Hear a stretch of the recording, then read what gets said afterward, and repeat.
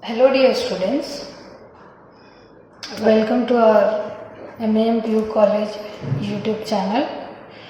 Today we are going to discuss Lenard's experiment and his observations on photoelectric effect. Before that, let us recall what we have learned in the last video lecture. So we discussed about, or we have learned about electron emission, types of electron emission.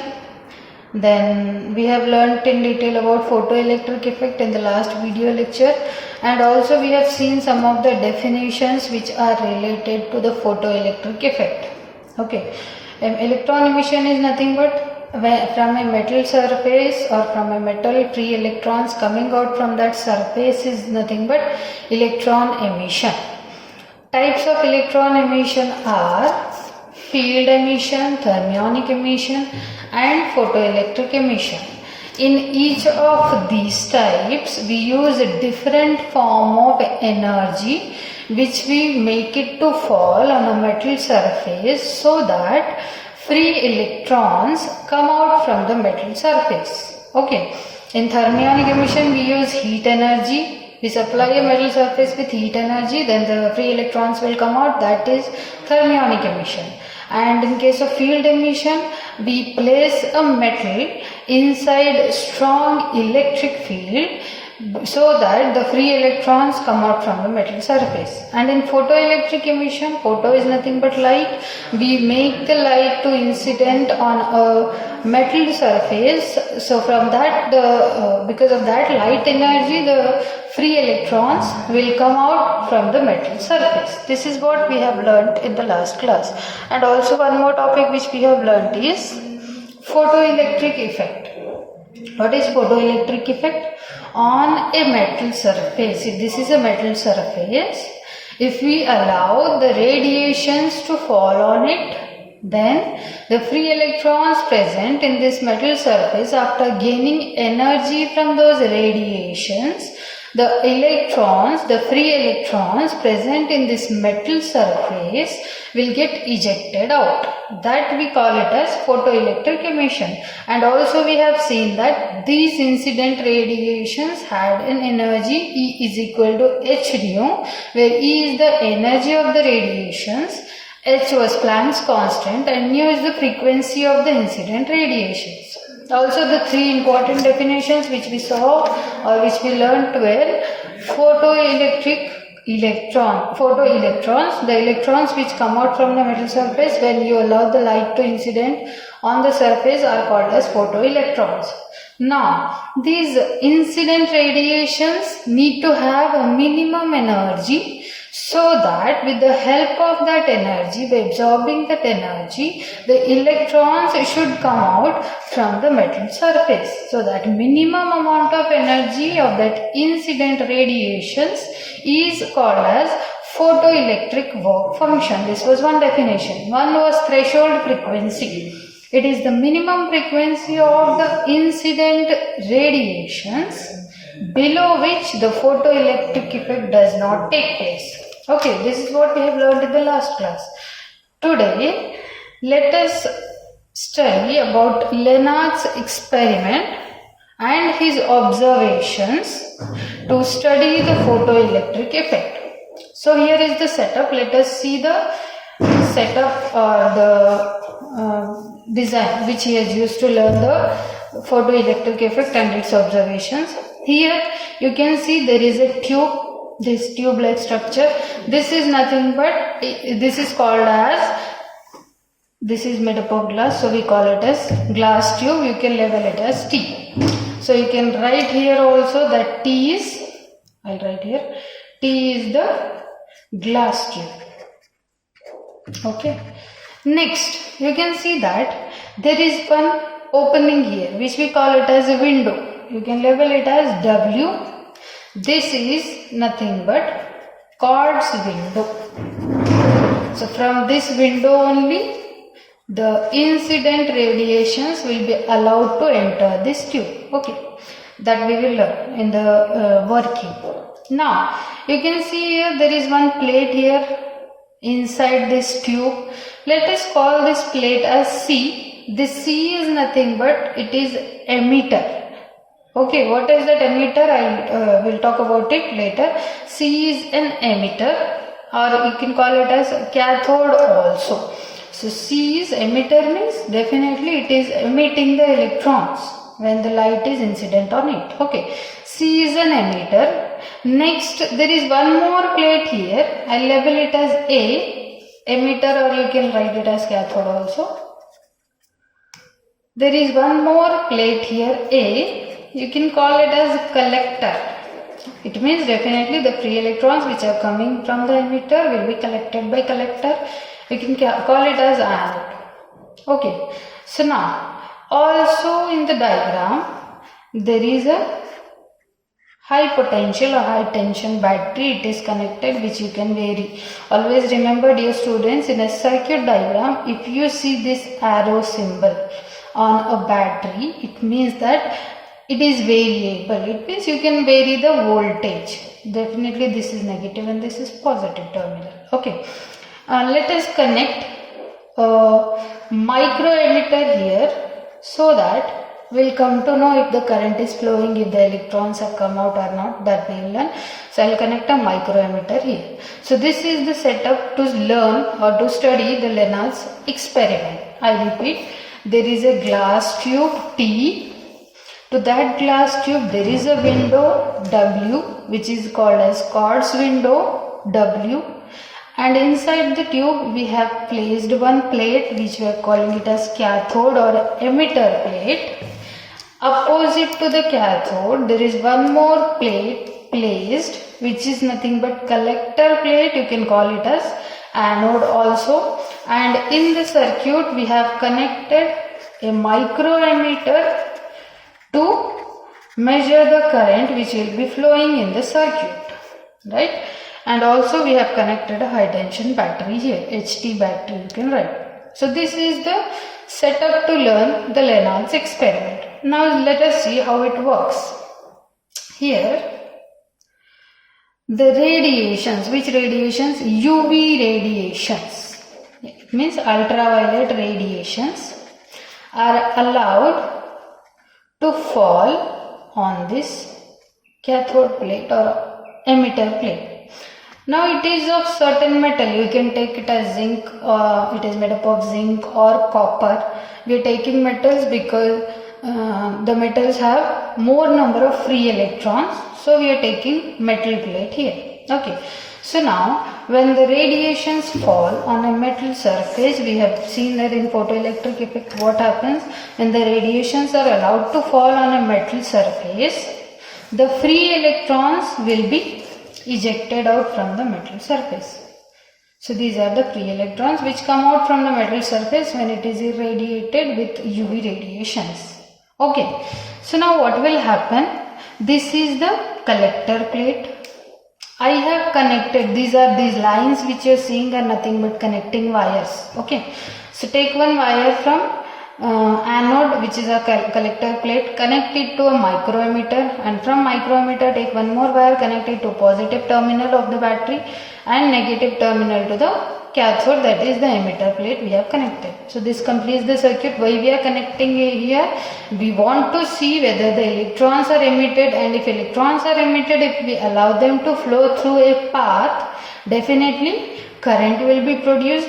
That current which is produced, we are measuring with this microemitter. If there is deflection in the microemitter, it means that current has been produced, and if there is no deflection in the microemitter, it means no current has been produced. Okay. So now how it works? When the radiations fall on the cathode, that is emitter plate, then the free electrons present in this metal surface will come out from the metal surface. Now since we have connected negative terminal here towards cathode, and we have connected positive potential to anode. So definitely this is negative and this is positive. So now if you see this positive to negative, so what happens? Electric field will be produced here, right? And what is the direction of the electric field here? Since it is a battery, voltage is there. So what is the direction of the electric field? Always the electric field direction is from positive to negative. So I will show that with this arrow mark, this as electric field. Now we have in the second chapter, that is electrostatic potential and capacitance. For electric field intensity, we have a formula. E is equal to F upon Q. That is, in the region of electric field, on the charge present will be a force acting. Right? If you want to write that force, F will be equal to E into Q. It means in this region of electric field, there is a force acting on this charge. Okay. So now what will happen? The electrons which are emitted out from the cathode or emitter plate, now it is at the negative potential, and negative, and we all know that electrons are negatively charged particle. So definitely what will happen? Negative repulsion will be there here. It means electron cannot come this side. So what will happen? Now our anode plate or the collector plate is at positive potential with respect to the battery. So definitely the electrons will be attracted towards the collector plate. Hence they will come and occupy on this plate. Now since we have connected the wires here, the electrons will start flowing in this direction, and as we all know, if the charges are in flow, definitely the current will be produced. That value of current you can see here in the microammeter. Initially this battery is variable, right? So now if I put the voltage at 10 volt, then there is certain current in the microammeter. It may be 5 microamps. Let us increase the voltage to 20 volt. Then what will happen? Current will also increase. From Ohm's law, V is directly proportional to I. With this relation, if I increase the voltage, current will also increase. Let us say that the increased current is 10 microammeter. Now if I increase the voltage to 30 volt, let us say the current is 15 microammeter. If I increase it to 40 volt, then the current will be 20 microamps. Later, if I increase it to 50 volt, current will remain to 20. If I increase the voltage 60, current will remain the same as 20 microammeter. You can see that from 40 volt, the current has not increased, it has remained constant. It means it has saturated. What does it mean? That initially few electrons will come out, later few electrons, after that few electrons. How many electrons will come out from this emitter plate?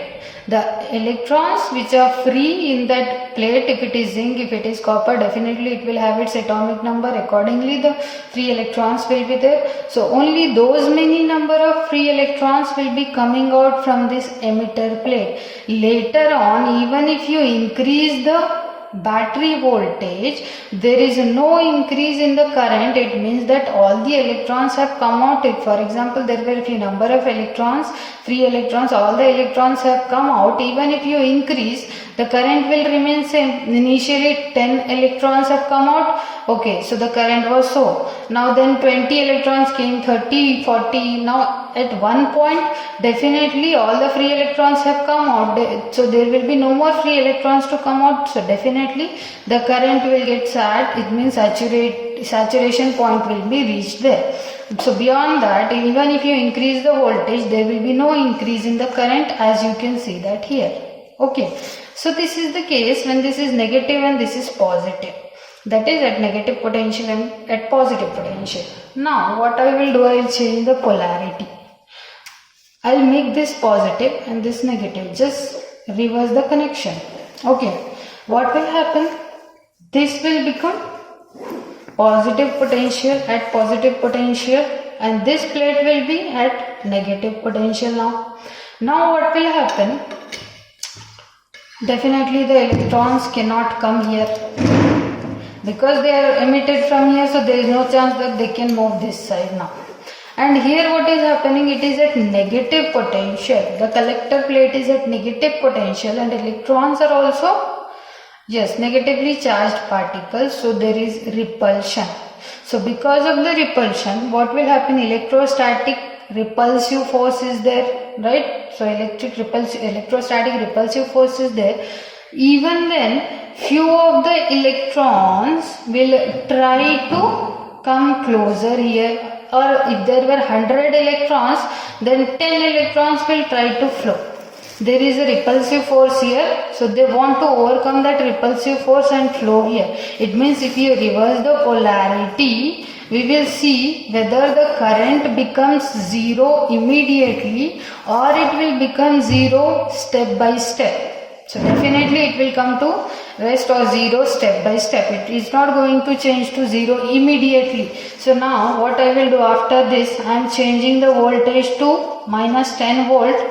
So this 20 microamp is going to reduce to 15 microamp. If I increase it to minus 20 volt, it is going to become 10 microamps. If I increase minus 35 to minus 40 volt, it will become 0 microamps. So this potential, this negative potential or this potential value for which the current became zero is nothing but stopping potential. Okay, so what is stopping potential? Basically it is the potential at which the photoelectric current, the current due to electrons, these photoelectrons, because of these photoelectrons the current was flowing. Now if this photoelectric current becomes zero at a certain value of this potential, that potential value at which the photoelectric current has reduced to zero, that is called as stopping potential. I hope it is clear. Even if you have doubt, you can ask me on WhatsApp, and our college students, they can ask me on WhatsApp, and others they can comment it in the comment box if you are not clear about this. Okay, so this is the experiment, Lenard's experiment. Now from this experiment, what he has observed, what were his observations, let us learn about those observations, what he observed. So he observed that setup is here. This was the setup which he used to learn the to study the photoelectric effect. From that experiment, what he has observed, that we are going to learn now. So his observation was, when potential difference is applied across this emitter plate and collector plate, this way, this battery, high tension battery, whatever we have connected now, that is called as applying the potential difference. At collector plate, no current flows in the circuit. Why no current flows? Because you can see here, there is no, initially I did not say that radiations are falling here. First observation, what I am saying is, if to this collector and this emitter plate we have applied a potential difference, then there will be no current in the circuit, right? When there will be current, it will be only when you allow the radiations to fall on the emitter plate. When these radiations fall, then free electrons will come out, then the current will be produced. Otherwise, if these radiations are not there, if this is not there, definitely there is no current in the circuit. That is the first observation of Lenard. I'll write that point here. When a potential difference is applied across emitter and collector plate, no current flows in the circuit. And you must remember why we are saying no current flows in the circuit, because there are no radiations which are made to fall on the metal surface. Only if you connect a battery, definitely there is no current. Hence, only if you allow the radiations to fall, the free electrons will come out from the metal surface, then the current, that is photoelectron current, the current due to photoelectrons, which we call photoelectric current, that will start flowing. So this was his first observation. His second observation was when emitter plate kept at negative potential. First case where we took this negative, this positive, the one which I have written with the black ink, okay, not blue. Blue was the second case. When the emitter plate is at negative potential and the collector plate definitely will be at positive potential, okay. This setup, when it is exposed to UV rays, it means when you allow the UV rays to fall on it, in that case the current will start flowing. This was his second observation. It means when to this setup, when you allow the radiations to fall, then the current will start flowing. That was his second observation, which was when emitter plate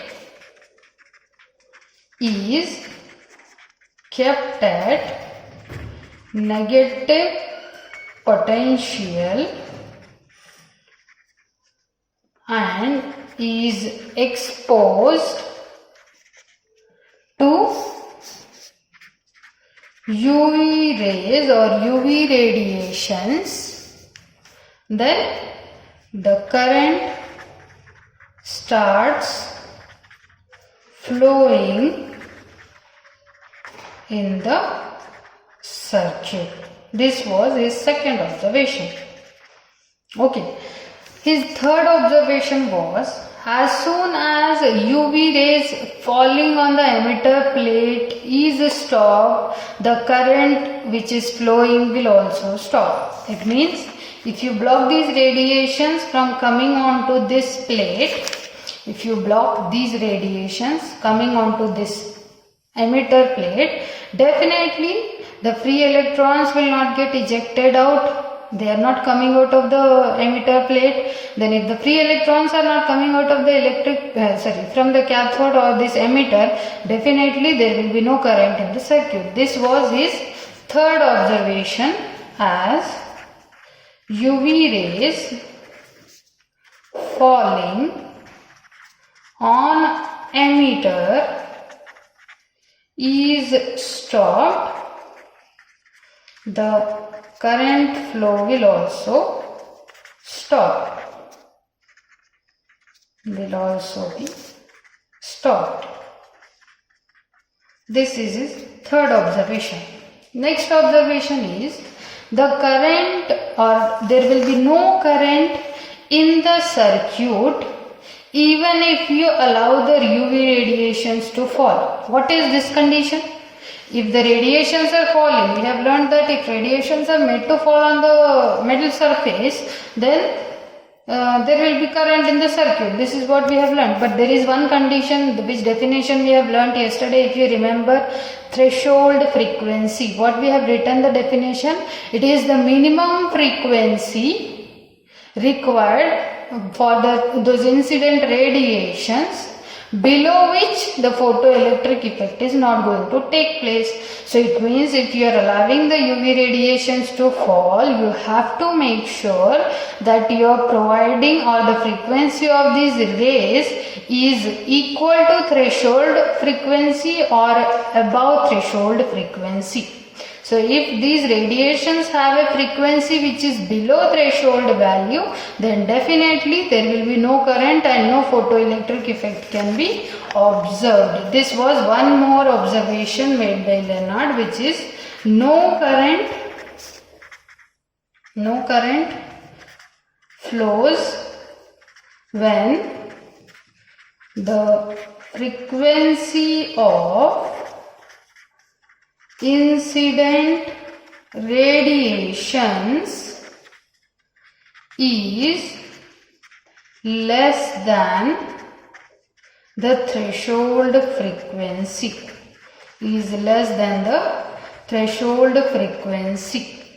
Okay, so these are the observation which indicates that when the UV rays are allowed to fall on emitter, electrons will be ejected provided the frequency of the incident radiations must be greater than the threshold frequency. Okay, I hope these points are clear. If not, you can ask doubt anytime. Feel free to ask the doubts. Okay, so this is what we have learnt in today's class. We have learnt about Lenard's experiment. Here is the setup.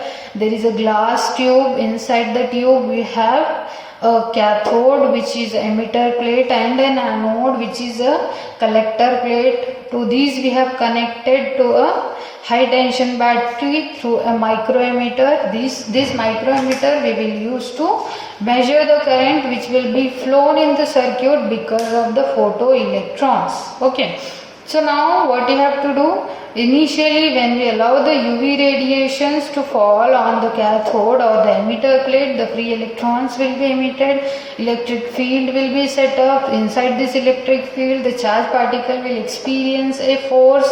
What will happen when the polarity is negative or negative potential is at the cathode?